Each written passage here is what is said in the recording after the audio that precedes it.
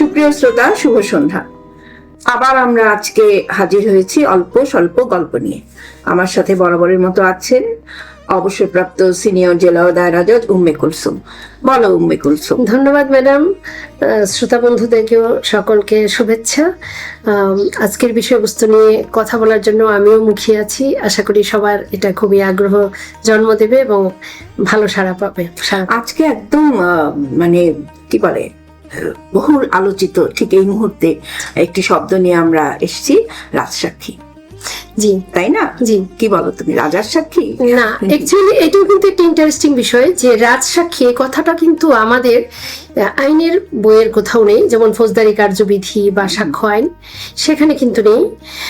তারপরেও কিন্তু রাজসাক্ষী বললেই আমরা বুঝতে পারি যে বিষয়টা কি বা রাজসাক্ষীর মাধ্যমে কি হবে। তো ম্যাডাম, আসলে আমার মনে হয় শ্রোতা বন্ধুদেরকে আমাদের প্রথমে এটি জানিয়ে দেওয়া উচিত যে আইনে আসলে রাজসাক্ষী বলতে কাদেরকে বোঝানো হয়েছে। আমার মনে হয় তার আগে একটুখানি আমি বলতে চাই কুলসুম, সেটা হলো যে আমরা দেখেছি আমাদের এই অনুষ্ঠানগুলো সাধারণ মানুষের কাছে ঠিক একেবারে সাধারণ মানুষের কাছে আমরা এখনো সেভাবে পৌঁছাতে পারিনি। কিন্তু আমরা দেখেছি যে আমি যে কমেন্টগুলো আসে বা যারা দেখেন বলেন আমাদেরকে, এখানে যারা শিক্ষানবিশ আইনজীবী বা কিছুদিন ধরে তারা আইন অঙ্গনে আছেন বা আমাদের যারা বিগিনার্স জজ, সহকারী জজ বা সিভিল জজ বা এরা কিন্তু দেখে এবং এরা আমাদেরকে জানতে চেয়েছে যে আমরা যখন বলি তখন কোথায় এটা পাওয়া যাবে বা কোন ধারাগুলো, এগুলো একটু উল্লেখ করলে ভালো হয়। আমরা কিন্তু এর আগে ধারাগুলো বলতাম না, আমরা বলতাম যে সাধারণভাবে বুঝিয়ে দেওয়ার জন্য যে সাধারণ মানুষের জন্য অনুষ্ঠানটা করছি। তো যেহেতু আমরা এই ধরনের একটা পর্যায়ের শ্রোতা পাচ্ছি, আমরা বোধহয় বলতেই পারি যে রাজসাক্ষী শব্দটি দেখার জন্য যদি তারা ক্রিমিনাল প্রসিডিউর কোডে গিয়ে তোমার 337 ধারা, একদম 337, 38 আর 39, 339, তাই না? এর মধ্যে এটুকুন যদি পড়ে নেয় আর যদি তোমার এভিডেন্স অ্যাক্টের 14 খটা বিশেষ করে 14 এবং 133 এটা পড়ে নেয় তাহলে বোধহয় ভালো হয়। এখন তুমি কি বলবে রাজসাক্ষী সম্পর্কে, রাজসাক্ষী বলতে কি বোঝায়? জি, ক্রিমিনাল প্রসিডিউর কোডে আপনি যেমনটা বলেছেন ম্যাডাম, 337 ধারায় যেটা বলা হয়েছে যে অপরাধের সহযোগীকে ক্ষমার প্রস্তাব, এটাই আসলে হেডিং। তার মানে আমরা এখানে দুটো জিনিস পাই। একটি হচ্ছে যে যদি কোনো একটি অপরাধ সংঘটিত হয় আর সেক্ষেত্রে যদি অন্য কোনো সাক্ষ্য পাওয়া না যায়, নির্ভরযোগ্য কোনো সাক্ষ্য যদি পাওয়া না যায়, সেক্ষেত্রে কোনো একজন অপরাধীকে যে এই অপরাধের সাথে প্রত্যক্ষ বা পরোক্ষভাবে জড়িত ছিল তাকে এই বিষয়টি সম্পূর্ণরূপে ডিসক্লোজ করার জন্য বা বিষয়টি সম্পর্কে সাক্ষ্য উপস্থাপনের জন্য আদালত থেকে প্রস্তাব দেওয়া হয়ে থাকে। তাহলে কি আমরা বলতে পারি যে যাকে প্রস্তাব দেওয়া হবে সে এই অপরাধের সাথে ওতপ্রোতভাবে জড়িত ছিল প্রথম থেকে শেষ পর্যন্ত, এবং সে এগুলো সব একদম যেভাবে ঘটেছিল প্রমাণযোগ্যভাবে তাকে আদালতে এসে সাক্ষী দিতে হবে?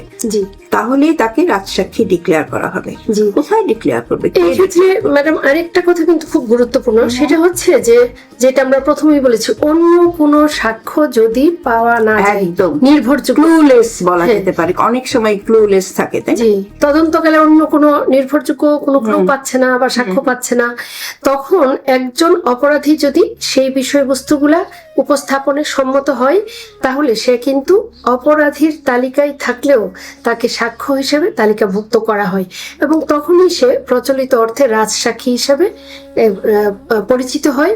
এবং এই রাজসাক্ষীটা কিন্তু totally different kind of evidence, এবং সেটা আমরা যেমন প্রচলিত অর্থে বলি যে 164 ধারায়ও তো সাক্ষীরা জবানবন্দি দিয়ে থাকে। দুটো জিনিস একদম আলাদা। একটা হলো তোমার 164 ধারাটা, যেহেতু তুমি বললে সাধারণ দর্শকদের জন্য আমি যদি বলি আর একটু পরিষ্কার করে, 164 ধারা হলো স্বীকারোক্তিমূলক জবানবন্দি। একজন একটা দোষ করলে সেটা স্বীকার করলো কিন্তু সে কিন্তু আসামিই থাকবে। আর রাজসাক্ষীর পার্থক্যটা হলো সে স্বীকার করবে এবং সে সাহায্য করবে অন্যান্য আসামিদেরকে এই মামলার আওতায় নিয়ে আসার জন্য। সে সাক্ষী হবে এবং এই সাক্ষী কিন্তু কখনোই শাস্তি পাবে না, স্বীকারোক্তি নয়। জি, যতক্ষণ পর্যন্ত সে তার সাক্ষ্যটা না দেয়, সে আদালতের কাস্টডিতেই থাকবে, সে বেইলেই থাকবে। এমন যদি হয় সে সাক্ষ্য প্রদানের সময় আবার টুইস্ট করে, আবার প্রকৃত সত্য গোপন করে, তাহলে কিন্তু সে আবার আসামির পর্যায়েই আবার চলে যাবে এবং তার বিরুদ্ধে আবার আনিত অভিযোগ প্রমাণিত হওয়ার জন্য উপযুক্ত সাক্ষ্য প্রমাণের মাধ্যমে চেষ্টা করা হবে। আচ্ছা কুলসুম, মনে করো রাজসাক্ষী হলো, রাজসাক্ষী হওয়ার পর দেখা গেল যে না, সে তার যে শর্তটা, যে তার সবকিছু ডিসক্লোজ করা উচিত ছিল, তাকে নিজেকে জড়িয়ে এবং সম্পূর্ণভাবে ডিসক্লোজটা সে করলো না। তুমি বলছো যে তাকে তখন আবার আসামি পর্যায়ভুক্ত করা হবে। এই আসামির সাথে কি সব অন্যান্য আসামিদের একত্রে বিচার হবে? না, প্রয়োজনে তাকে পৃথকভাবে তার বিরুদ্ধে চার্জ আলাদাভাবে তার বিরুদ্ধে বিচার হবে, আলাদাভাবে বিচার হবে। তো এখন মনে করো আমাদের সাধারণ মানুষের কাছে এই প্রশ্নটা সবসময় আসবে যে যে স্বীকার করলো, স্বীকারোক্তি যে দিল, একটা যেটা তুমি বলছিলে 164 ধারায় স্বীকারোক্তি দেওয়ার ফলে তার কিন্তু শাস্তি হয়, তাই না? এবং স্বীকারোক্তি থাকার কারণে তার মৃত্যুদণ্ডও হয়, যাবজ্জীবন কারাদণ্ড হয়, কোর্ট সেটা বুঝবে সেটাই। কিন্তু একজন রাজসাক্ষী সে কিন্তু খালাস পাবে জি, যদি তার রাজসাক্ষীর প্রধান যে শর্তটা সেটা পূরণ করে। অর্থাৎ সে যদি ঘটনার আনুপর্বিক বিবরণ অন্যান্য আসামিদের বিরুদ্ধে পুরো ঘটনাটার বিবরণ সে সম্পূর্ণ বিশ্বাসযোগ্যভাবে তার সাক্ষী উপস্থাপন করে এবং তার সাক্ষ্যের মাধ্যমেই যদি সেটা প্রমাণিত হয়, সেক্ষেত্রে কিন্তু তার আর কোনো বিচার বা তার কোনো শাস্তি হবে না, তার কোনো শাস্তি হবে না। সে তখন সাক্ষী হিসাবে পরিগণিত হবে এবং তার সাক্ষী অন্যান্য আসামিদের বিরুদ্ধে অভিযোগ প্রমাণিত হলে সেটার শাস্তি হবে।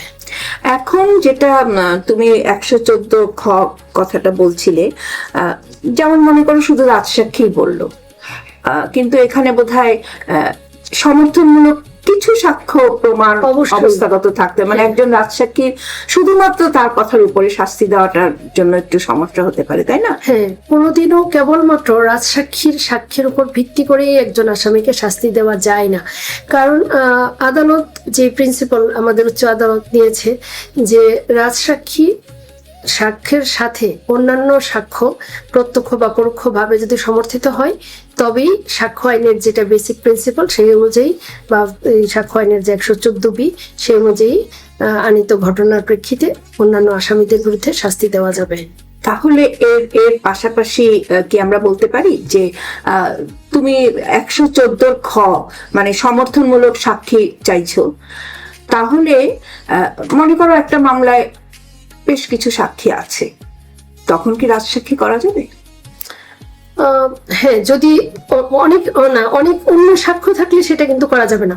কারণ বেসিক প্রিন্সিপালটা হচ্ছে যে যখন কোনো প্রকার সাক্ষ্য পাওয়া যাচ্ছে না, কোনো কিছুই পাওয়া যাচ্ছে না, তখন সেই ক্ষেত্রেই রাজসাক্ষীর প্রয়োজন হয়। আর ম্যাডাম, আপনি যে প্রশ্নটা আগে করেছিলেন যে 114B যে সমর্থনমূলক সাক্ষ্য না হলে কি তার সাক্ষীর ভিত্তিতেই দেয়া যাবে। এখন একজন রাজসাক্ষী হিসেবে একটা ঘটনার বর্ণনা দিল যে ঘটনার দিন আমরা তিনজন, আমি, মিস্টার করিম এবং মিস্টার রহিম, আমরা তিনজন ঘটনাস্থলে গেলাম, গিয়ে আমি আসামিকে দা দিয়ে কূপ দিলাম, রহিম এই করলো, করিম সেই করলো, তিনজনই ধারালো যন্ত্র দিয়ে আঘাত করলো, কিন্তু দেখা গেল আসামি মারা গেল একটি বুলেটের আঘাতে।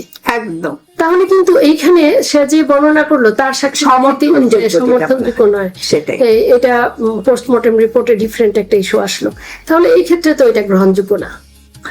এখানে তাহলে আমরা বোধহয় আমরা সাধারণ মানুষের কাছে যেতে পারি এই কথাটি বলতে যে পর্যাপ্ত সাক্ষ্য প্রমাণ না থাকলেই কেবলমাত্র রাজসাক্ষীর সাক্ষ্য গ্রহণযোগ্য এবং রাজসাক্ষী করার জন্য প্রস্তাবও দেওয়া হয়। এই প্রস্তাবটা কে দেয় বা কোথা থেকে হবে? প্রস্তাব কিন্তু তদন্তের পর্যায়ে আদালত থেকেই হবে। যখন চিফ জুডিশিয়াল ম্যাজিস্ট্রেট বা চিফ মেট্রোপলিটন ম্যাজিস্ট্রেট তখনই তদন্তকালে ওই পরিস্থিতি বিবেচনা করে তাকে প্রস্তাব দেওয়া হবে এবং সে যদি সেই প্রস্তাবটা স্বীকার করে তখন তাকে, সে বেলে থাকলে বেল ক্যান্সেল ডিক্লেয়ার করা হবে, একটা সেই অনুযায়ী একটা নোট তৈরি করা হবে এবং তাকে তখন বেল ক্যান্সেল করে আদালতের কাস্টডিতে নেওয়া হবে এবং বিচার কার্য সমাপ্ত হওয়ার পূর্ব পর্যন্ত সে আদালতের কাস্টডিতেই থাকবে। তাহলে আমাদের বোধহয় এই রাজসাক্ষী নিয়ে যে কথাগুলো সাধারণের কাছে বর্তমানে খুব এই রাজসাক্ষী শব্দটি ব্যবহার হচ্ছে, সেখানে তাহলে আমরা বলতে পারি যে একটা কথা যে এমন একটা ঘটনা, যেমন মনে করো তুমি যে উদাহরণটা দিলে সেটিও ঠিক আছে, আবার যেমন হয়তো 9-10 জন মিলে একটা ডাকাতি করলো, কিন্তু আমি জানি না কে করেছে, আরেকটা জেলার থেকে এসে ডাকাতি করলো, তো কিভাবে আমি তো জানি না, তাই না? এখন পুলিশও কোনো খোঁজ খবর পাচ্ছে না। কোনোভাবে যদি একজনকে পাওয়া যায়, তো সে যদি পুরো ব্যাপারটা ডিসক্লোজ করে এবং তার সাথে তোমার সাক্ষ্য আইনের 114 খ যেটা, যে সমর্থনমূলক কিছু, যেমন একটা ডাকাত, সে বললো যে হ্যাঁ এই ডাকাতিটা করেছে, এই এই এই এই এই এরা ছিল এবং এর বাড়িতে আছে, আলামত দেখা গেল যে ডাকাতির কিছু আলামত, ডাকাতি করার কিছু মালামাল সেখান থেকে পাওয়া গেল। এই যে একটা সমর্থন, একটা বলে না, একটা পুঁতির মালা গাঁথা, যোগসূত্র, তাই না? এই পুঁতির মালাটা গাঁথতে গেলে যেটুকুন দরকার সেটুকুন। কিন্তু মনে করো 10-12টি পুঁতি দিয়ে একটি মালা গাঁথা হবে, সেখানে 10টি পুঁতি তদন্তে এসে গেছে, তো এই 11 নম্বর পুঁতির জন্য কি তাকে তুমি রাজসাক্ষী বলতে পারো না? কোনো প্রয়োজন নেই, কারণ এখানে তো গ্রহণযোগ্য অন্যান্য আরো সাক্ষ্য এসছে। তো যদি আর কোনো ক্লু না পাওয়া যায়, সেটাই তখনই কেবলমাত্র এই রাজসাক্ষীর প্রভিশনটা রাখা হয়েছে। এখন আরেকটা ব্যাপার যেটা আমার মনে হয় যে আমরা আলোচনা আনতে পারি, সেটা হলো যদি দেখা যায় যে না, রাজসাক্ষী, আমি তাকে রাজসাক্ষী হিসেবে গ্রহণ করলাম এবং ট্রায়াল কোর্টও তাকে রাজসাক্ষী হিসেবে গ্রহণ করলো, তার সাক্ষ্যের ভিত্তিতে শাস্তি হলো অন্যান্য আসামিদের, এবং সেটা আমরা বলার পরেই কিন্তু আমরা তাকে খালাস দিতে বাধ্য। আইন তাই বলে। সেক্ষেত্রে কিন্তু আবার আপনি সেই রাজসাক্ষীকে আবার অপরাধী বিবেচনা করে একই সাথে শাস্তি দিয়ে দিতে পারবেন না। সেই মানে এখানে টার্মটার মধ্যে আছে রাজসাক্ষী, মানে তার স্ট্যান্ড হবে যে কোনো একটা, হয় সে রাজসাক্ষী হিসেবে মামলা প্রমাণে সহযোগিতা করবে, অথবা সে যদি এটা করতে ব্যর্থ হয় তাহলে সে আবার অপরাধী হিসেবে তার বিরুদ্ধে ট্রায়াল হবে। সেটাই। কিন্তু সে রাজসাক্ষী হিসেবে সাক্ষ্য দেওয়ার পরে তাকে আবার অপরাধী বিবেচনা করে তাকে আবার শাস্তি দেওয়ার, বা তুমি রাজসাক্ষী হয়েছো সেই জন্য আমি মূল আসামিদেরকে শাস্তি দিতে পারলাম, সেই জন্য তোমার প্রতি একটা অনুকম্পা করে আমি 1 বছরের শাস্তি দিলাম বা 5 বছরের শাস্তি দিলাম, এটা হবে না। আইন সেই সুযোগটুকু রাখিনি। তাহলে বোধহয় আমরা সাধারণ মানুষের কাছে মোটামুটি বোঝাতে পারলাম, তাই না, যে রাজসাক্ষী কিভাবে হবে।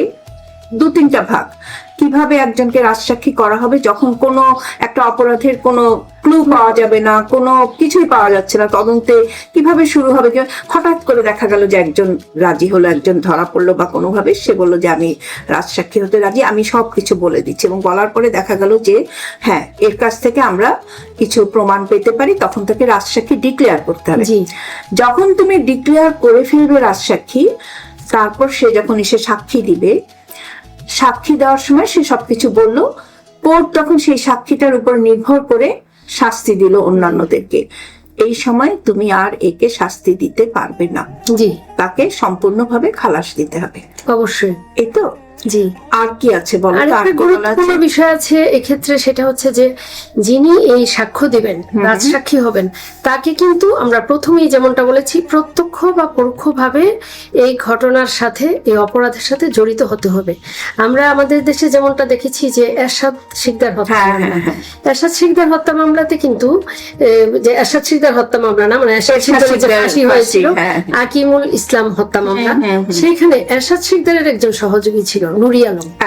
সে হচ্ছে এরশাদ শিকদারের সমস্ত অপকর্মের সহযোগী ছিল, কিন্তু আকিমুল ইসলাম হত্যা মামলায় সে কোনো প্রকার প্রত্যক্ষ বা পরোক্ষভাবে সহযোগিতা করেনি, কিন্তু সে ঘটনাটা জানতো, সে সাক্ষ্য দিয়েছিল। সেই সাক্ষ্যটা হবে একজন সাপোর্টিং এভিডেন্স বা উইটনেসের সাক্ষ্য, কিন্তু তাকে রাজসাক্ষী হিসেবে ট্রিট করে এরশাদ শিকদারকে ফাঁসির আদেশ দেওয়া হয়েছিল। পরে কিন্তু উচ্চ আদালত ওই অংশটুকু, ওই যে পর্যালোচনার অংশ, রাজসাক্ষীর অংশটুকু, সেইটাকে যথাযথ নয় উল্লেখ করেছে, যদিও এরশাদ শিকদারের অন্যান্য সাক্ষীর ভিত্তিতে ফাঁসির আদেশটা বহাল ছিল। এটি একটি বিষয়। আরেকটা খুব উপমহাদেশের বিখ্যাত একটা মামলা আছে, সেটাতে আরেকটা প্রেক্ষাপট উঠে আসছে, যে আমরা মহাত্মা গান্ধী হত্যা মামলা। আমার মনে হয় এটা বলো তো তুমি, এটা সাধারণ মানুষ বেশি। জি, মহাত্মা গান্ধী হত্যা মামলার কিন্তু একমাত্র হত্যাকারী ছিল নাথুরাম গডসে। নাথুরাম বিনায়ক গডসে, উনি ছিলেন হিন্দু জাতীয়তাবাদী দলের আইনজীবী। কিন্তু এই মামলাটা প্রমাণিত হয়েছে রাজসাক্ষী হিসেবে দিগম্বর নামে একজন সাক্ষীর সাক্ষী। দিগম্বর কিন্তু ওই হত্যার সঙ্গে জড়িত ছিল না, কিন্তু ষড়যন্ত্রের সাথে জড়িত ছিল। ওই ষড়যন্ত্র করেছিল মানে ওই যে নাথুরাম গডসে সহ হিন্দু মহাসভার বেশ কয়েকজন সদস্য, যার মধ্যে দিগম্বরও একজন ছিল।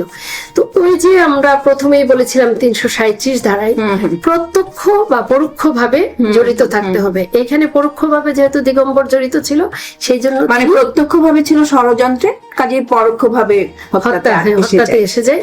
সেই জন্যই কিন্তু ওনার বিরুদ্ধে রাজসাক্ষী হিসেবে এই ঘটনাটা প্রমাণিত হয়েছে এবং ওনাকে রাজসাক্ষী হিসেবে ট্রিট করা হয়েছে। তাহলে সাধারণ দর্শকদের জন্য বা শ্রোতাদের জন্য আমরা বলতে পারি যে রাজসাক্ষীর এই রাজা রাজা ভাবটা আপনারা ভুলে যান। রাজসাক্ষী বলতে রাজ মানে আসলে স্টেটের সাক্ষী, মানে সরকার পক্ষের সাক্ষী। এবং যখন একজন আসামি তাকে নিজেকে রাজসাক্ষী হিসেবে ডিক্লেয়ার করা হয়, যখন কোর্ট তাকে ডিক্লেয়ার করে, তখন তাকে যদি তার রাজসাক্ষীর উপরেই এই মামলার শাস্তিটা হয় অন্যান্য আসামিদের, তাহলে এই রাজসাক্ষীকে সাক্ষী হিসেবে ট্রিট করা হবে এবং তাকে কোনো শাস্তি দেওয়া যাবে না, সে খালাস পাবে। আমাদের মনে হয় মোটামুটি ভাবে আমরা শ্রোতা বন্ধুরা আপনাদের কাছে বোধহয় কিছুটা বোঝাতে পারলাম। যদি কখনো কোনো প্রশ্ন থাকে এই বিষয়ে এবং আরো কিছু জানতে চান, আপনারা অবশ্যই আমাদের এই অনুষ্ঠানটিতে লাইক দিবেন, শেয়ার দিবেন এবং প্রশ্ন করবেন, তাই তো? অবশ্যই, আমরা আপনাদের যে কোনো কোয়ারির জবাব দেওয়ার জন্য সদা প্রস্তুত। একদম। আজকে এই পর্যন্ত, দেখা হবে আবার আগামী বৃহস্পতিবার রাত 9টায়। শুভরাত্রি। শুভরাত্রি।